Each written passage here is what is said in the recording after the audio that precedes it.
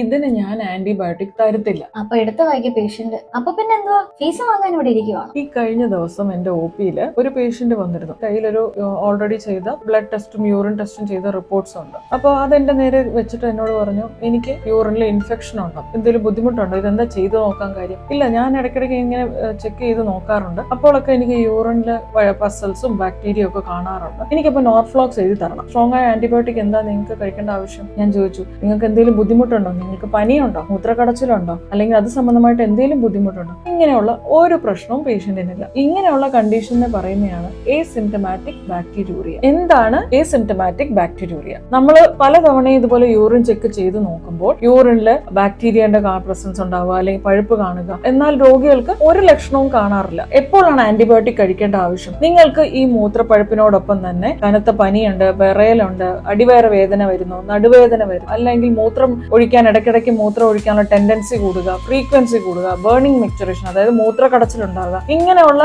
എല്ലാവിധ സിംറ്റംസും ഉണ്ടെങ്കിൽ മാത്രമാണ് നമ്മൾ ഒരു ആന്റിബയോട്ടിക് കഴിക്കേണ്ട ആവശ്യം വരുന്നത്. ആർക്കൊക്കെയാണ് ചികിത്സ വേണ്ടത്? ഇപ്പോൾ ആ ഒരു വ്യക്തി ഒരു ഗർഭിണിയാണെങ്കിൽ, അല്ലെങ്കിൽ എന്തെങ്കിലും യൂറോളജിക്കൽ പ്രൊസീജിയേഴ്സ്, അല്ലെങ്കിൽ പ്രോസ്റ്റേറ്റ് ഗ്രന്ഥിക്കുള്ള സർജറി, കിഡ്നി സ്റ്റോൺ സർജറി, അല്ലെങ്കിൽ ട്രാൻസ്പ്ലാന്റേഷൻ കഴിഞ്ഞ ഒരു വ്യക്തിയാണെങ്കിൽ തീർച്ചയായും അവർക്ക് ആന്റിബയോട്ടിക് കഴിക്കേണ്ടി വരും. എന്തുകൊണ്ടാണ് ഇങ്ങനെയുള്ള ഒരു കണ്ടീഷനിൽ ആന്റിബയോട്ടിക് കഴിക്കണ്ട എന്ന് പറയുന്നത്? കാരണം നമ്മൾ അനാവശ്യമായിട്ട് ആന്റിബയോട്ടിക്സ് കഴിച്ചു കഴിഞ്ഞാൽ അവിടെ ഒന്ന് ഉണ്ടാവുന്നത് സൈഡ് ഇഫക്ട്സ് ഉണ്ടാവാൻ സാധ്യതയുണ്ട്. മറ്റൊരു വളരെ ഇമ്പോർട്ടന്റ് ഒരു കാര്യമാണ് ആന്റിബയോട്ടിക്സിന്റെ ദുരുപയോഗം കാരണം ഉണ്ടാവുന്ന റെസിസ്റ്റൻസ് ഉണ്ടാവാൻ സാധ്യതയുണ്ട്. മൂന്നാമത്തെ കാര്യം എന്ന് പറയുന്നത്, ഇനി അവർക്ക് ശരിക്കും ഒരു യൂറിനറി ഇൻഫെക്ഷൻ വരുമ്പോൾ ഇതേ മരുന്ന് കൊടുക്കുമ്പോൾ ചിലപ്പോൾ അത്രത്തോളം ഫലപ്രദമാകണം എന്നില്ല.